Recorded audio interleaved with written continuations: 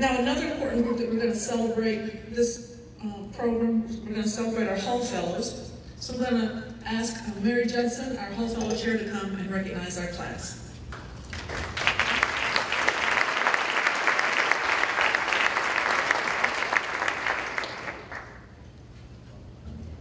Thank you, Karen.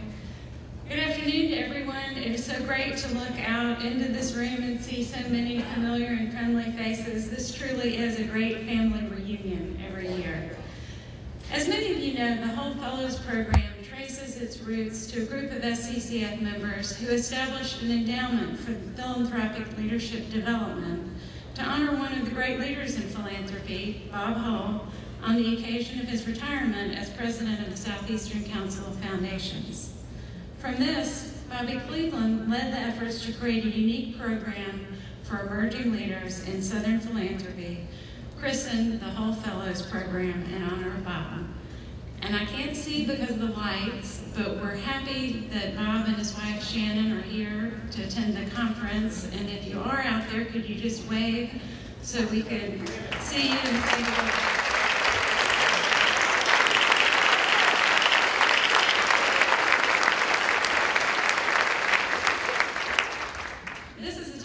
When we have two Whole Fellows Program classes in process, one who's just about to graduate and one who's just getting started on their journey.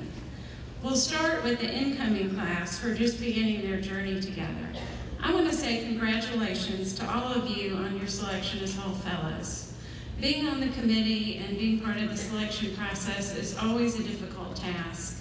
And looking at your thoughtful and thorough essays and the enthusiastic letters of recommendation you got from your foundation leaders, we clearly have selected a great group to be part of the program this year.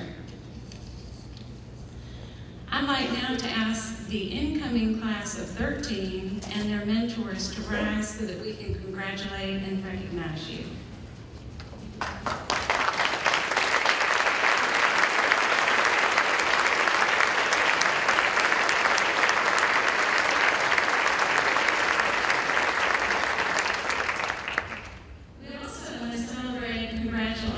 The soon-to-graduate Whole Fellows class of 2012, who are just about to complete their year together.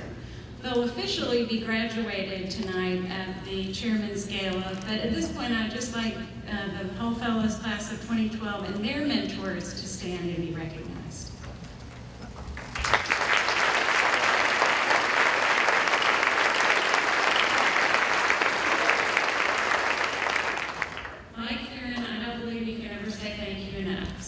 Many thanks to the Whole Fellows committee members, to the SECF staff who supports the Whole Fellows program, and to the volunteers who are serving as mentors for both of these classes.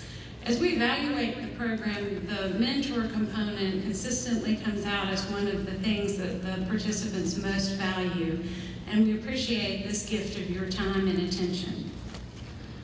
Another really big thank you that we would be remiss in not making would be to the CEOs, presidents, and trustees of the foundations who are sending their staff to be in the Whole Fellows program. We understand this is a big commitment of their time and the foundation's resources, and we really appreciate your support of the program. One of the key components of the Whole Fellows program redesign a couple years ago was the addition of a Capstone project. The fellows work in small groups to further explore issues of interest to them.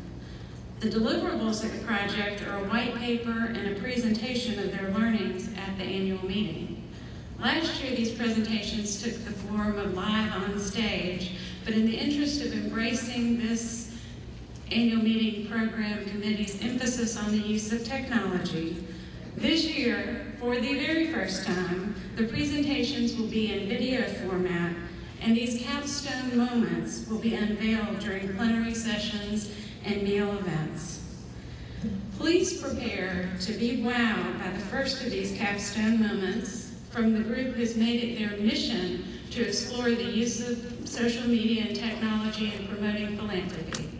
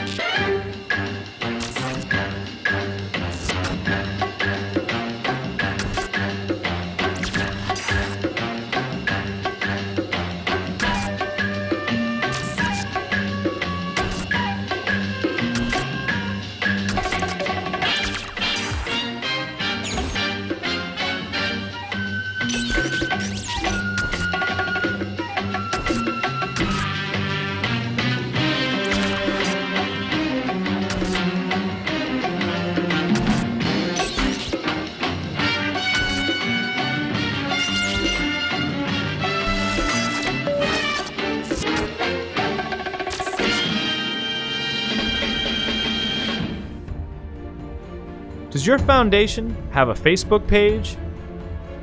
How many followers do you have on Twitter? Do you know what a tweet is? Do you use blogs and video to share information and success stories about grantees?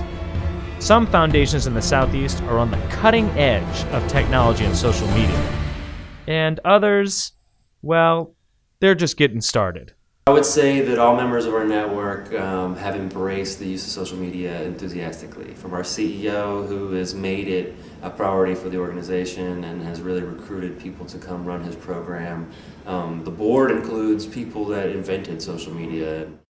Oh yeah, social media, big. We've been in that for years.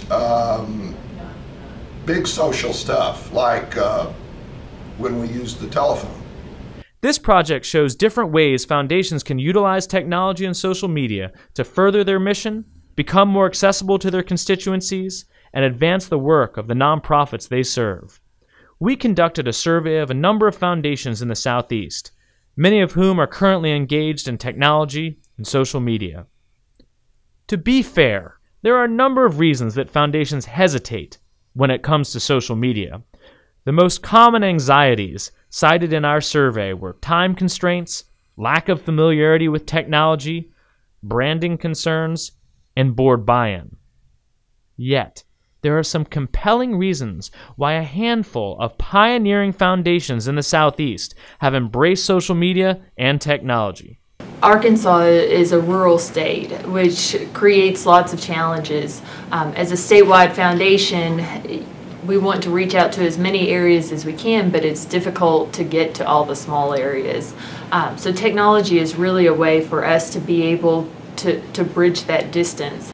We have the good fortune at Knight Foundation that our mission is informing and engaging communities. And so social media allows us to authentically inform and engage communities in a way that we hadn't been able to before. According to a report by the Center of Effective Philanthropy, most foundations use social media to share information and provide updates on programs.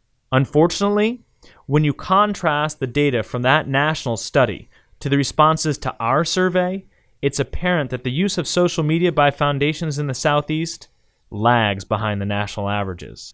The good news is we recognize the problem and know there's improvement to be made.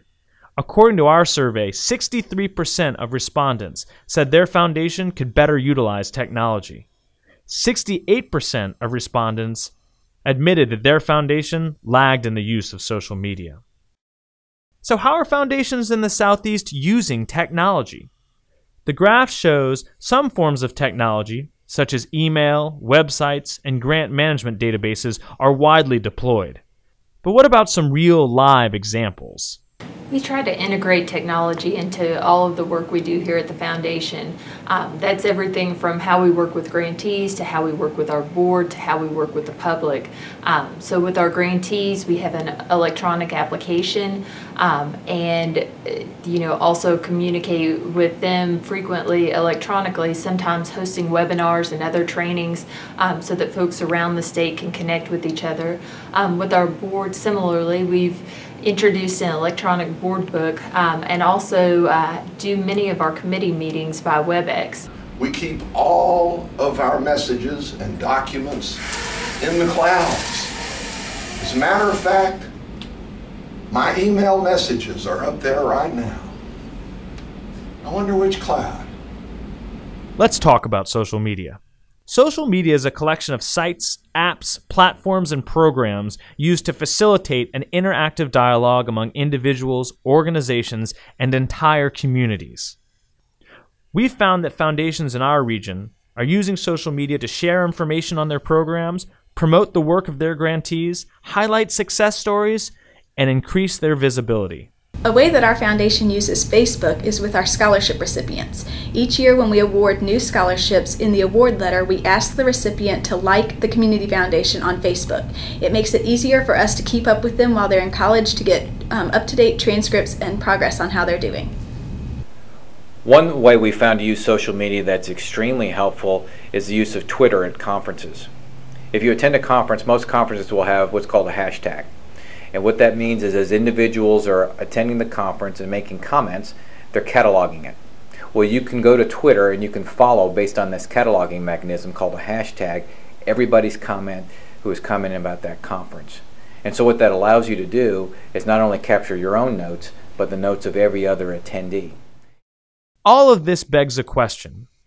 How are these foundations gauging their success? I think measuring our impact.